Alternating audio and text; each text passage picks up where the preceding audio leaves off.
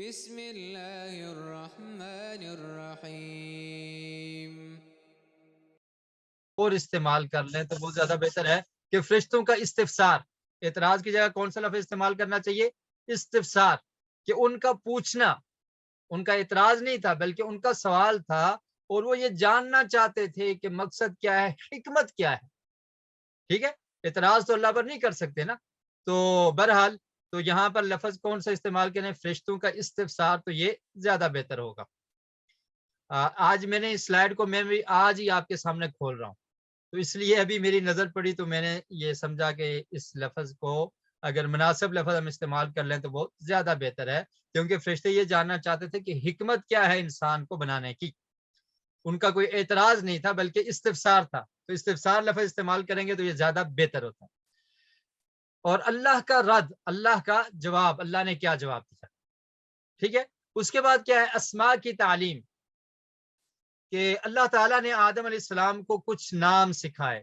اسم کی جمع کیا ہے؟ اسماء، نام سکھائے۔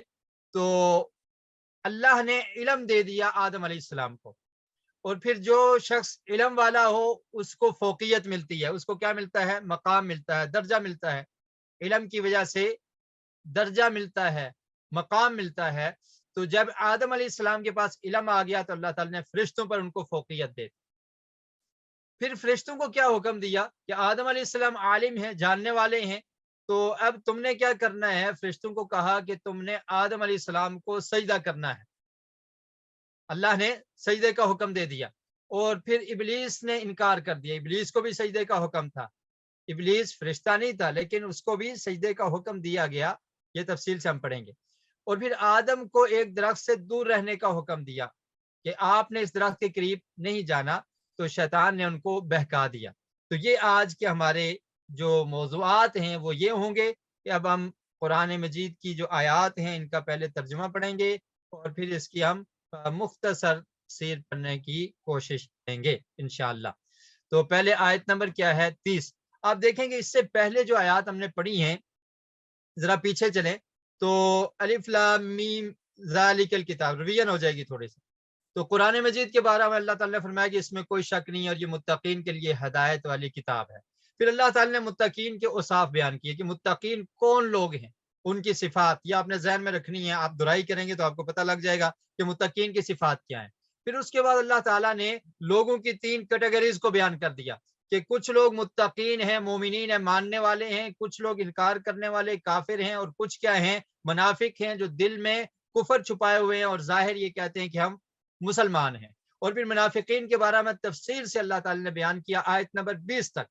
اور اس کے بعد ہم نے پڑھا تھا کہ اللہ تعالیٰ نے تمام لوگوں کو یہ حکم دیا کہ تم اللہ کی عبادت اور بندگی کرو، اور اللہ کے ساتھ کسی کو شریک تم نے نہیں کرنا۔ اس کو ہم نے پڑھا آیت نمبر 29 تک، تقریباً یہی چیزیں اور اللہ تعالیٰ کی نشانیاں بیان ہوئی ہیں۔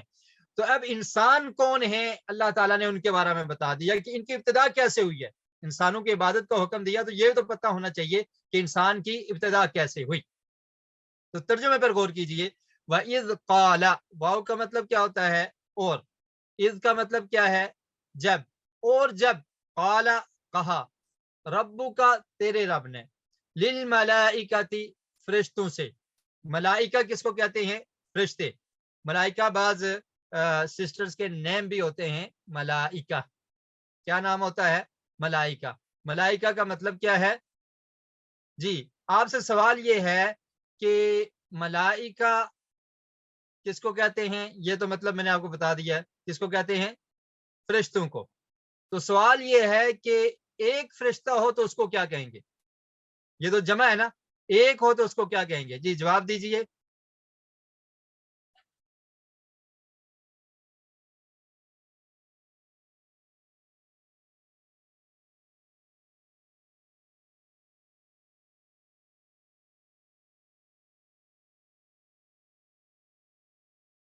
جی صرف ایک آدمی کو آتا ہے اس کا جواب۔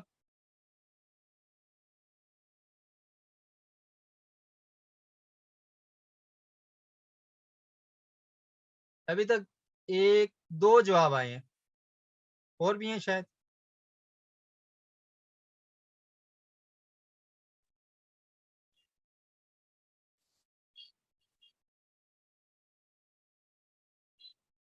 جی ملک مالک ایک نے جواب دیا.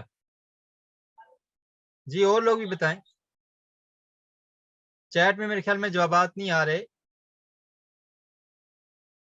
کوشچن آنسرز میں آ رہے ہیں اور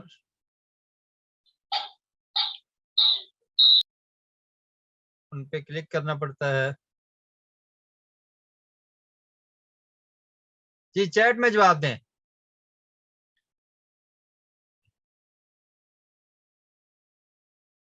کوشچن آنسر میں جو جواب آ رہے ہیں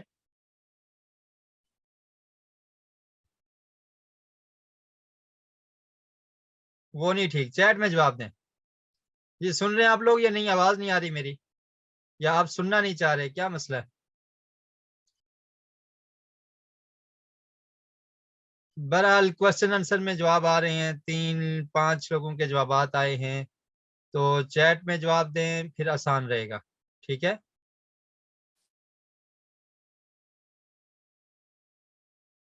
جی 9 لوگوں کے جواب آ چکے ہیں, لیکن چیٹ میں جواب دیے جائیں تو زیادہ بہتر ہے. ڈسیبل ہے میرے خیال میں, چیٹ میں جوابات شو نہیں ہو رہے, میسج آ رہے ہیں کہ ڈسیبل ہے, تو چیک کریں اس کی کیا وجہ ہے.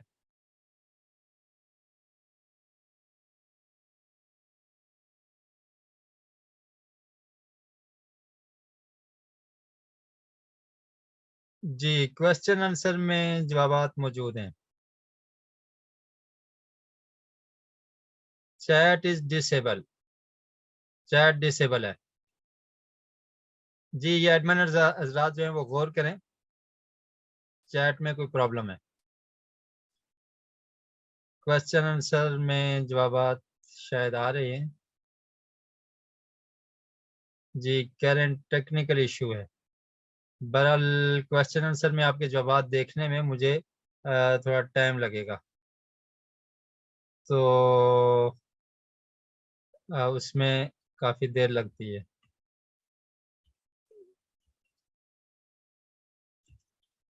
چیٹ ڈسیبل ہے, بہت سارے لوگ لکھ رہے ہیں چیٹ ڈسیبل ہے. Kindly change the setting. جی چلو ہم کلاس سٹارٹ کرتے ہیں, ساتھ ساتھ اگر اس کوئی سیٹنگ ہو سکتی ہے تو وہ سیٹنگ آپ کر دیں, جو ایڈمنز ہیں وہ اس پہ غور کریں. تو بہرحال پھر میں ہی بتا دیتا ہوں, اس کا مطلب ہے آج مجھے ہی بولنا پڑے گا, پھر آپ لوگ تو بولیں گے نہیں. کیا خیال ہے؟ تو بہرحال چلے, ملائکہ جمع ہے اور اس کی واحد کیا آتی ہے؟ ملکن. کیا آتی ہے؟ مالک کچھ لوگوں نے لکھا تھا, تو مالک جو ہے نا وہ نہیں, بلکہ کیا آتی ہے؟ ملکن. ٹھیک ہے, میم زبر, لام زبر اور کاف, ملک. ملک کہتے ہیں فرشتے کو, ملک نہیں کہتے. ملک کا مطلب کیا ہوتا ہے یہ بھی اب آپ سے پوچھنے کا فائدہ نہیں ہے, آپ نے کہنے ہمارے پاس چیٹ ڈسیبل ہے. تو ملک کہتے ہیں بادشاہ کو, اور ملک کس کو کہتے ہیں, ان میں فرق ہے. لام کے اوپر زبر ہوگی تو مطلب کیا ہوگا؟ فرشتہ, اور لام کے نیچے زیر ہوگی تو مطلب کیا ہوگا؟ بادشاہ, ملک. ٹھیک ہے, سعودی عرب میں جیسے ان کو کہا جاتا ہے نا ملک, تو ملائکہ یہ جمع ہے اور اس کی واحد آتی ہے ملکن. ملکن کہتے ہیں فرشتے کو. اور ایک اور سوال یہ ہے کہ قرآن مجید میں ملائکہ کا لفظ کتنی مرتبہ آیا ہے؟ یہ لفظ 88 مرتبہ آیا ہے. 88 مرتبہ قرآن مجید میں یہ لفظ استعمال ہوا ہے. بہرحال چلتے ہیں. وَإِذْ قَالَ, اور جب کہا, ربو کا تیرے رب نے, للملائکتی فرشتوں سے. لام کا مطلب ہے, لل کا مطلب ہے سے, ملائکہ فرشتے, فرشتوں کے لیے کا بھی یہ لفظ استعمال ہوتا ہے, اور سے کا معنی بھی کیا جا سکتا ہے.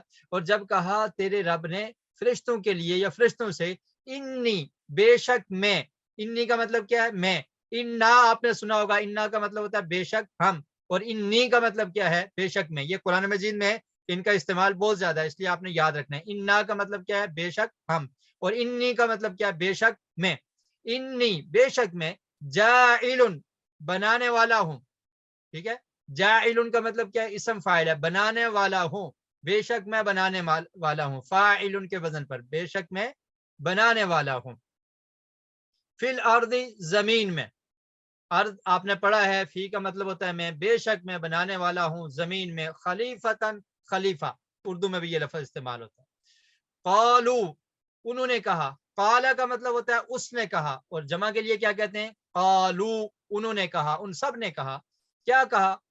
کون تھے کہنے والے؟ فرشتے۔ انہوں نے کہا اتجعلو کیا آپ بناتے ہیں، اتجعلو کیا آپ بنائیں گے، فیہا اس میں یعنی اس زمین میں، من یفسدو جو فساد کرے گا، من یفسدو من کا مطلب ہے جو، یفسدو فساد مچائے گا، جو فساد مچائے گا، فیہا اس میں یعنی اس زمین میں، ویسفک الدماء اور بہائے گا خون کو، دم کہتے ہیں خون کو، اور اس کی جمع کیا ہے؟ الدماء، اور وہ خون کریں گے، وَنَحْنُ اور ہم، انا کہتے ہیں ایک کو میں، اور نحنو کہتے ہیں جمع ہم، وَنَحْنُ اور ہم، نُسَبِّحُ تسبیح بیان کرتے ہیں، بحمدک تیری تعریف کے ساتھ، وَنُقَدِّسُ اور پاکیزگی بیان کرتے ہیں، لکا آپ کے لیے، قال اللہ نے فرمایا، کہا، انی بے شک میں، اعلم جانتا ہوں،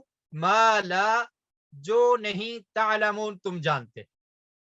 تو اللہ کا زمین میں خلیفہ بنانے کا اعلان تھا اس میں، وَإِذْ قَالَ رَبُّكَ لِلْمَلَائِكَةِ إِنِّي جَاعِلٌ فِي الْأَرْضِ خلیفہ، اللہ نے اعلان کیا کہ میں زمین میں خلیفہ بنانے لگا ہوں۔ تو فرشتوں نے کیا کہا؟ فرشتوں نے استفسار کیا، پوچھا کہ اللہ تعالیٰ اس میں حکمت کیا ہے؟ تسبیح کرنے کے لیے تو ہم کافی ہیں، ہم آپ کی تسبیح بیان کرتے ہیں، آپ کی تعریفات بیان کرتے ہیں، حمد و ثنا کرتے ہیں، آپ کی پاکیزگی کو بیان کرتے ہیں، عبادت کرتے ہیں، تو زمین میں خلیفہ بنانے کا مقصد کیا ہے؟ اب خلیفہ کسے کہتے ہیں؟ یہ ایک سوال ہے، خلیفہ کسے کہتے ہیں؟ جی بتائے گا کوئی، خلیفہ کسے کہتے ہیں؟ خلیفہ کون ہوتا ہے؟ جی ٹرائی کریں،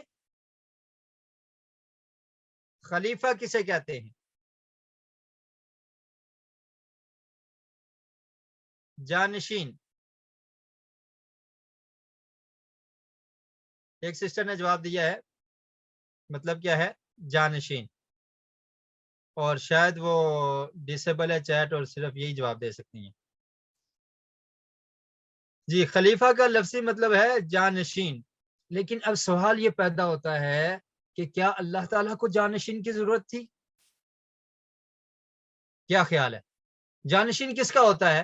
مثلا ایک بادشاہ ہے، اس کو جانشین کی ضرورت ہے کہ وہ کہیں چلا جائے سفر پہ تو پیچھے اس کے کام یہ بندہ کرے گا، دوسرا کرے گا، اور اگر کام زیادہ ہو تو کچھ اس کے سپرد کر دیا جاتا ہے، اور اگر وہ غائب ہو تو پھر وہ اس کی جگہ پر وہ کام کرے گا جانشین جو ہوگا۔ لیکن اللہ تعالیٰ کو تو ایسی کوئی ضرورت نہیں تھی، اللہ تعالیٰ تو نہ غائب ہے، نہ ہی اللہ تعالیٰ کو کسی کی ضرورت ہے مدد کی، تو پھر خلیفہ کا کیا مطلب ہوا؟ تو خلیفہ کا مطلب یہ ہے، امام ابن کثیر رحمۃ اللہ علیہ نے تفسیر ابن کثیر میں لکھا ہے کہ خلیفہ کا مطلب ہوتا ہے یخلف بعضهم بعضا، کہ بعض لوگ بعض کے جانشین بنتے ہیں، بعض لوگ بعض کے خلیفہ بنتے ہیں، یعنی ایک انسان دوسرے کا خلیفہ بنے گا۔ کیا مطلب ہوگا؟ یخلف بعضهم بعضا جیلن بعد جیلن، فرمایا کہ ایک نسل کے بعد دوسری نسل، ایک انسان کے بعد دوسری، تو یہ مطلب ہے کہ اللہ تعالیٰ ایسا سلسلہ شروع کرنا چاہ رہے ہیں کہ انسان ایک دوسرے کے خلیفہ بنتے چلے جائیں گے۔ ٹھیک ہے، تو یہ اس کا مطلب ہے، یہ آپ نے یاد رکھنا ہے۔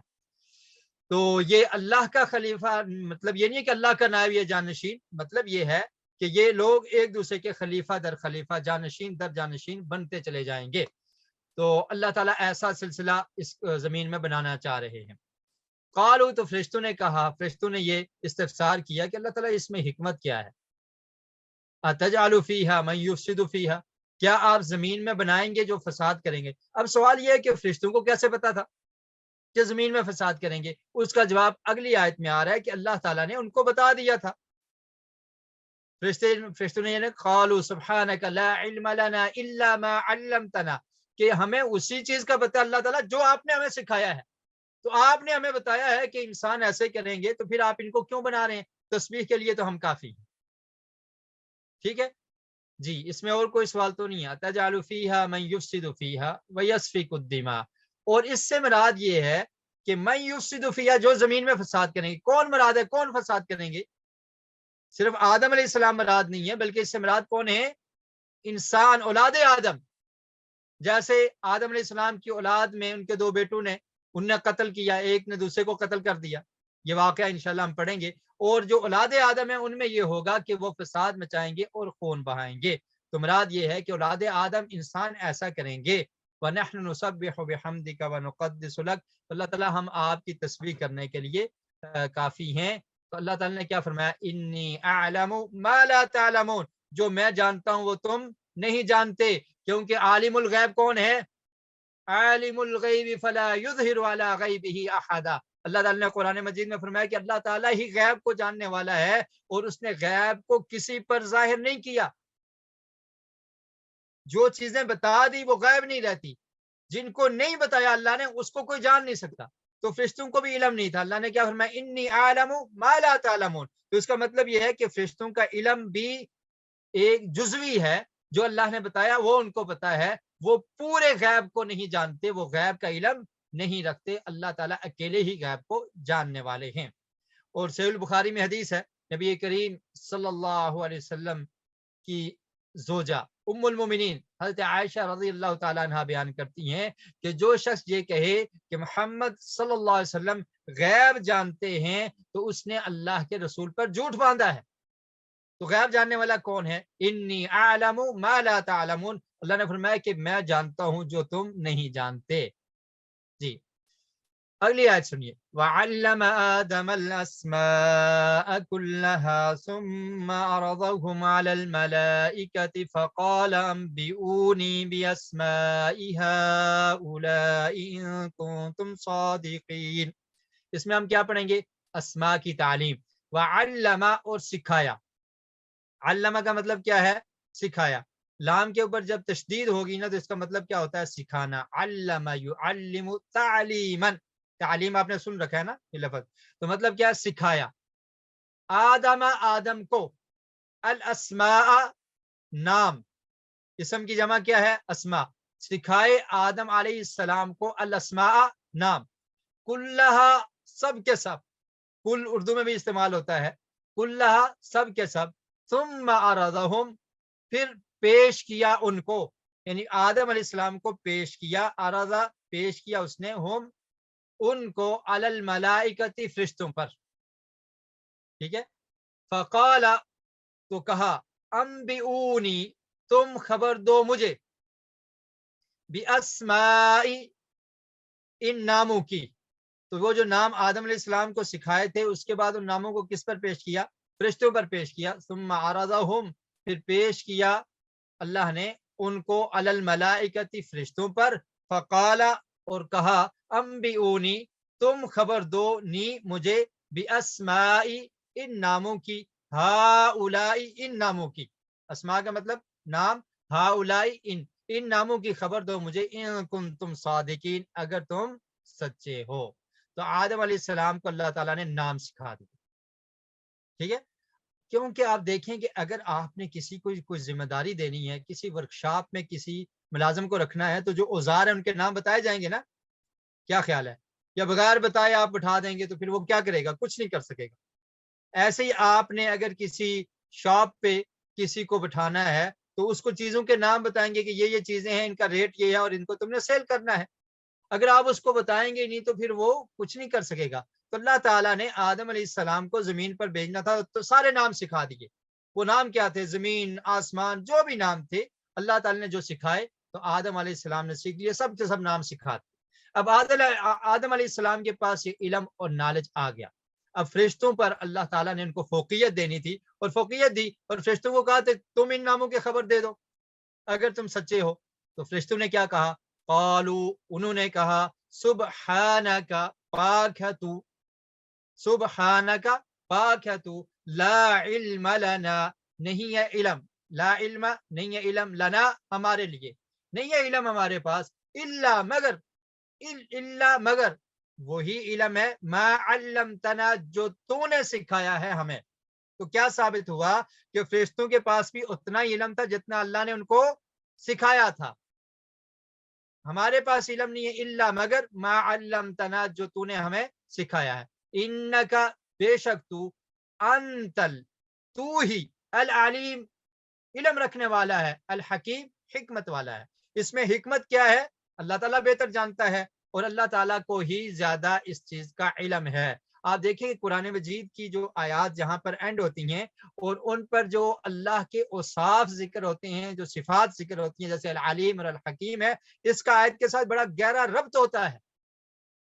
اب یہاں پر علم کی بات ہو رہی ہے لا علم لنا فرشتوں نے کیا کہا ہمارے پاس علم نہیں ہے صرف اتنا جانتے ہیں اللہ تعالیٰ جتنا تو نے سکھایا ہے اور تیرے علم کے کیا کہنے تو العلیم ہے تو سب کچھ جانتا ہے الحکیم ہے تجھ سے بڑا کوئی حکیم نہیں ہے تو ہی دانا ہے حکمت ساری کی ساری تو جاننے والا ہے. تو انسان کی تخلیق میں حکمت کیا تھی اس کو تو ہی جانتا اللہ تعالیٰ ہم نہیں جانتے. قال تو فرمایا کہا اللہ تعالیٰ نے یا آدم اے آدم. اب آدم علیہ السلام کی فوقیت کا اظہار کرنا. یا آدم اے آدم انبیہم آپ خبر دیں ان کو انبی آپ خبر دیں ہم ان کو باسمائہم ان کے ناموں کی یعنی ان چیزوں کے ناموں کی خبر اب آپ دے دیں. فلما انبأہم تو جب انبأہم خبر دی اس نے ان کو باسمائہم ان کے ناموں کی قال کہا اللہ تعالی نے فرمایا الم کیا نہیں اقل لکم میں نے کہا تم کو کیا نہیں میں نے کہا تھا تم کو. قالا اس کا مطلب ہے فرمایا. میں آپ کے لیے آسانی کے لیے تاکہ آپ کو لفظی ترجمہ آ جائے تو اس لیے یہ کہہ دیتا ہوں کہ کہا مطلب کہا ہے لیکن اللہ رب العالمین کے لیے ہم لفظ کیا استعمال کریں گے فرمایا. ادب پہلا کرینہ ہے محبت کے کرینوں میں تو وہ الفاظ استعمال کیے جائیں جو بہترین الفاظ ہوں.